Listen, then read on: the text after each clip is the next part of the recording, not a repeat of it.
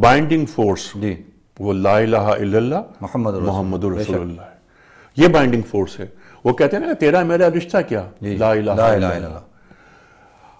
ایک پٹھان, ایک اردو بولنے والا, ایک بلوچی, ایک سندھی, یہ تمام لوگ برابر ہیں نا, مسلمان ہیں تب برابر ہیں. اس جذبے کو ایک پلان کے تحت تباہ کرنے کی کوشش کی جا رہی ہے, لیکن ایسا نہیں ہو سکتا. وَمَكَرُوا وَمَكَّرَ اللَّهُ واللہ خیر الماکرین. واللہ خیر الماکرین. ماشاءاللہ. ایک پلان بناتے ہیں.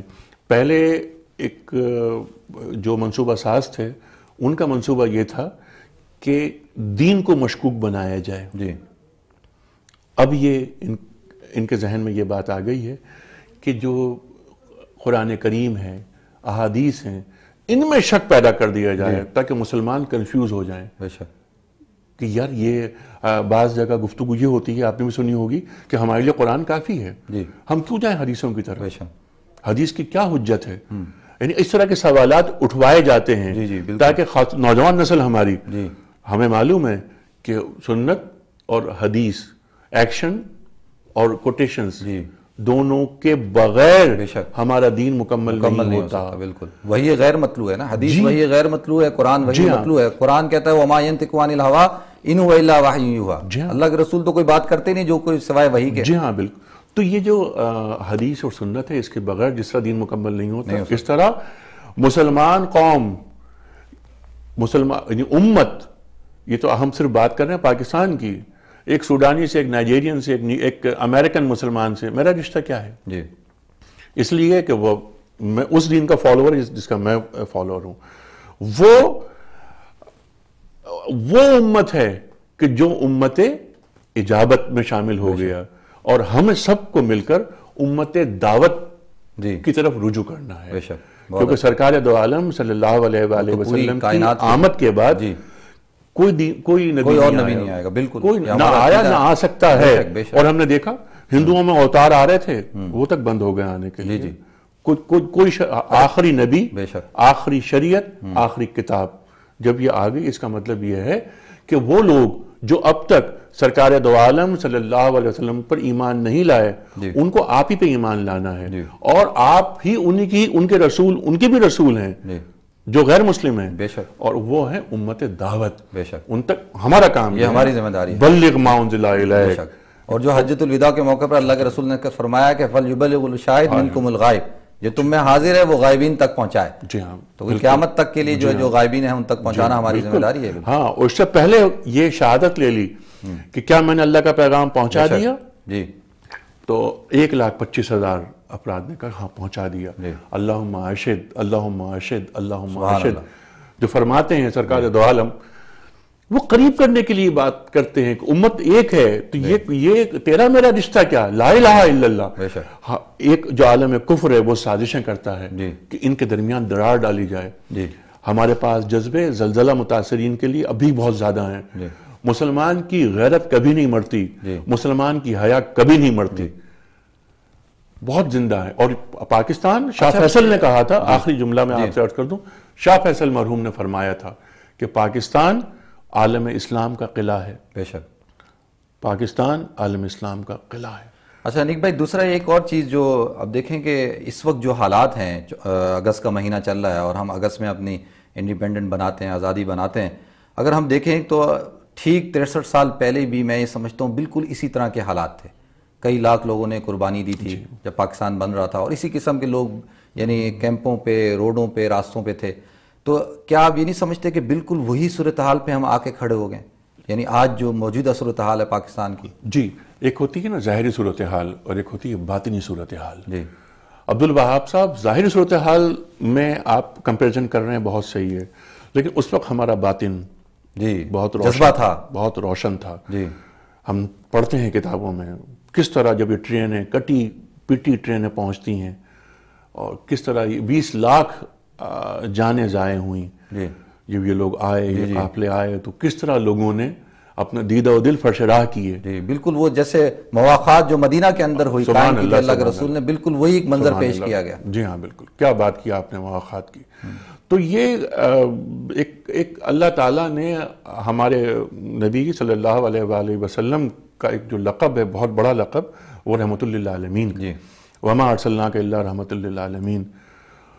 ایک شعر ہے کہ جو زمانے ابھی نہیں آئے، جو زمانے ابھی نہیں آئے، آپ ان کے لیے بھی رحمت ہیں۔ سبحان اللہ، سبحان اللہ۔ تو رحمت کا جو عنصر ہے نا ہم میں، جو ہمیں ملتا ہے، ہم جس کے امتی ہیں، جیسے الرحمن الرحیم، اسی سے رحمت ہے نا، ماشاءاللہ، بالکل۔ تو ہمیں اپنی یہ جو رحمت ہے اور جو رحم دلی ہے اور جو دوسرے مسلمان کے تعلق سے سوچنا ہے، آپ نے مواخات کی بات کی تھی، اللہ اکبر، کس طرح انصار اور مہاجر کو ایک کیا گیا۔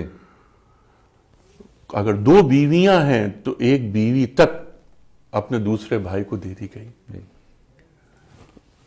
مال سے، اپنے گھر بار سے، کھیتی باڑی سے، پوری دنیا کی ہسٹری کے اندر ایسی مواقعات پیش نہیں کی جا سکتی۔ لیکن انیق بھائی یہ ہے کہ آج ہی میں پڑھ رہا تھا کہ کراچی کے اندر پورا ایک آرٹیکل ہے اخباروں کے اندر کہ لوگ جو ہے وہ کینٹ اسٹیشن پہ ہیں، کینٹ اسٹیشن سے مختلف جگہوں پہ نہیں جا رہے ڈر کے مارے، اور یہاں تک کہ اس میں تھا کہ میں تو میرے رونگٹے کھڑے ہو گئے کہ کہا کہ جی ہمیں لے کے گئے اور ہمیں لوٹ لیا اور ہماری عورتوں کے ساتھ عصمت دری ہو گئی اور سارا زیور لے لیا۔ تو یہ کیا وجہ ہے کہ ہمارے اندر جو ہے یہ سندھ کے اندر جو ہے وہ بہت بری حالت ہے، ڈاکے پڑ رہے ہیں، تو یہ کیا وجہ ہے کہ ہم امت مسلمہ کے اندر سے جو وحدت کا تصور ہے وہ ختم ہوتا جا رہا ہے؟ جی، وحدت کا تصور تو بہت بڑی بات ہے، جذبہ ایثار، محبت، تربیت، اس کا فقدان ہو گیا ہے۔ جیسے اب آپ نے فرمایا نا کہ ظاہری چیزیں اور باطنی چیزیں، علامہ اقبال نے فرمایا تھا نا کہ ظاہری تربیت اور باطنی تربیت۔ 47 کے معاملات کچھ اور تھے، مواخات کی اب بات آپ نے کی، 1400 برس پہلے کے معاملات کیا ہے اس وقت۔ یہ تمام واقعات، اس کے ساتھ ساتھ یہ بھی کہ وہاں کچھ اپارٹمنٹس ہیں، فلیٹس ہیں، وہ جیسے آپ کا فلیٹ ہے، میں لے کے چلا گیا اور اس فلیٹ پہ قبضہ کر لیا کہ قبضہ کروایا جا رہا ہے، یہ قبضہ کروایا جا رہا ہے۔ بھائی انشاءاللہ گفتگو بڑی سحر انگیز گفتگو ہو رہی ہے، ناظرین اس سے بالکل متاثر ہو رہے ہوں گے۔ ایک مختصر سے بریک کی طرف جاتے ہیں، انشاءاللہ بریک کے بعد پھر حاضر ہوں گے۔ ویلکم بیک ناظرین کرام، ایک دفعہ پھر آپ کو پروگرام رمضان ہمارے ساتھ میں خوش آمدید کہتے ہیں۔ اللہ رب العزت نے قرآن پاک میں ارشاد فرمایا والذین یکنزون الذھب والفضة ولا ينفقونها فی سبیل اللہ فبشرہم بعذاب علیم یوم یحمى علیہا، کہ اللہ رب العزت ارشاد فرماتے ہیں کہ جو لوگ سونے اور چاندی کو یعنی کنز خزانے کے طور پر جمع کرتے ہیں، ولا ينفقونها، اور پھر اس کے اوپر سے اگر اس پہ یعنی اس کو خرچ نہیں کرتے، فبشرہم بعذاب علیم، تو ان کو ایک دردناک عذاب کی جو ہے وہ خوشخبری ہے۔ علماء یہ فرماتے ہیں کہ اس آیت کے ذیل میں اللہ کے رسول صلی اللہ علیہ وسلم نے فرمایا کہ جو شخص اپنے زکوٰۃ کی مال ادا نہیں کرتا تو کل قیامت کے دن قبر کے اندر اللہ رب العزت اس کے اوپر ایک ایسے گنجے سانپ کو مسلط کر دیں گے، اور جو یہ قرآن کہتا ہے یوم یحمى علیہا، کہ اس کے پیشانی پر، اس کے دائیں جانب بائیں جانب جو ہے وہ سانپ جو ہے وہ ڈسے گا۔ وہ اس وجہ سے کہ اس کے اگر آیت کا اگر ہم غور کریں تو جب فقیر یا سائل مانگنے والا آتا ہے تو جب وہ مانگتا ہے تو آدمی جو ہے سب سے پہلے اس سے اپنا چہرہ جو ہے وہ گھماتا ہے، اس کے بعد اپنا پہلو، دایاں پہلو، پھر بایاں پہلو الٹا کر جو ہے اپنی پش اس کی طرف کر دیتا ہے۔ تو اللہ فرماتے ہیں تو ہم اس کو جو ہے آگ کے ساتھ جو ہے ان جگہوں کو جو ہے وہ داغیں گے۔ یعنی آپ دیکھیں کہ کتنا بڑا قرآن جو ہے وہ زکوٰۃ نہ ادا کرنے کا جو ہے وہ عذاب بیان کر رہا ہے۔ اس کی وجہ یہی کہ اللہ چاہتے ہیں کہ جو امت محمد صلی اللہ علیہ وسلم ہے، جس کے اوپر جو یہ فریضہ ادا کیا گیا ہے، وہ اس فریضے کو بحسن خوبی جو ہے وہ ادا کرے۔ ہمارے ساتھ شریک گفتگو ہیں جناب انیق احمد صاحب، ہم ان سے انشاءاللہ گفتگو بھی کر رہے ہیں، اب پروگرام کے بالکل آخری حصے کے اندر بھی ہیں ہم۔ تو انیق بھائی کہ آپ جو ہے وہ رمضان کے حوالے سے اور بحیثیت ایک مسلمانوں کی جو موجودہ صورتحال ہے کہ دین کے، ایک کال لے لیتے ہیں انشاءاللہ، کالر کو ساتھ لے کے پھر انشاءاللہ گفتگو کرتے ہیں۔ ہیلو، السلام علیکم۔ وعلیکم السلام جی۔ جی کون صاحب بول رہے ہیں؟ جی عاصم بات کر رہا ہوں۔ مفتی صاحب آپ سنائیں کیا حال چال ہے؟ اللہ کا شکر۔ عاصم بھائی آپ خیریت سے ہیں؟ جی خیریت سے۔ جی کہاں سے بول رہے ہیں آپ؟ جی میں نیو کاسل سے۔ نیو کاسل سے، جی فرمائیں۔ صاحب آپ سے 2 سوال کرنے تھے جی۔ جی پوچھیں۔ ایک تو یہ پوچھنا تھا کہ ڈائمنڈ جیولری پہ زکوٰۃ ادا کرنی ہوتی ہے؟ ڈائمنڈ پہ؟ جی ڈائمنڈ پہ، ٹھیک ہے۔ یا اور دوسرا ہے کہ یہ جو چکن وغیرہ ملتا ہے مطلب حلال طریقے سے ذبح کیا ہوا نہیں ہوتا جی، وہ کھانا جائز ہے یا نہیں؟ ٹھیک ہے۔ اور انیق صاحب بیٹھے ہیں، آپ سوال پوچھنا چاہیں گے؟ نہیں بس جی شکریہ، بہت شکریہ جی آپ کی کال کرنے کا، تھینک یو ویری مچ۔ اچھا تو اس کا میں جواب دے دیتا ہوں، پھر انشاءاللہ آپ کی گفتگو کی طرف آتے ہیں۔ دیکھیں ناظرین، جو ہے وہ ڈائمنڈ یا کسی بھی قسم کے پتھر کے اوپر جو ہے وہ زکوٰۃ نہیں ہے۔ اس صورت کے اوپر اگر وہ ذاتی استعمال کا ہے، اگر اپنے گھر میں رکھا ہوا ہے تو زکوٰۃ نہیں ہے. اگر وہ تجارت کا ہے, اگر اس کی تجارت کرتا ہے کوئی شخص پتھروں کی یا ڈائمنڈ کی تجارت کرتا ہے تو اب وہ مال تجارت ہے تو اس کے اوپر جو ہے وہ زکوٰۃ ہوگی. لیکن اگر جیسے سونا اگر تجارت کا ہے یا استعمال کا ہے, ذاتی استعمال کا ہے, سونے کے اوپر ہر حالت کے اندر جو ہے وہ زکوٰۃ ہے, لیکن ڈائمنڈ کے اوپر ایسی صورتحال نہیں ہے. اسی طرح سے میرے بھائی نے سوال پوچھا چکن. دیکھیں میرے بھائی, جو چکن حلال طریقے سے ذبح نہیں ہوئی وہ کیسے جو ہے وہ حلال ہو سکتی ہے؟ تو چکن کا جو ہے وہ, اور ہر جانور کا جو ہے وہ ذبح جو ہے وہ حلال طریقے سے ہونا چاہیے. ایک مسلمان بسم اللہ پڑھ کر اس کو جو ذبح کرے, اس کے بعد وہ جو ہے وہ حلال ہوتی ہے. تو یعنی یہ نہیں ہے کہ جی چکن جو ہے وہ حلال ہے تو بغیر اس کو حلال کیے ہوئے کھانا جو ہے وہ جائز نہیں ہے, حرام ہے. اس کا ذرا خیال رکھیں.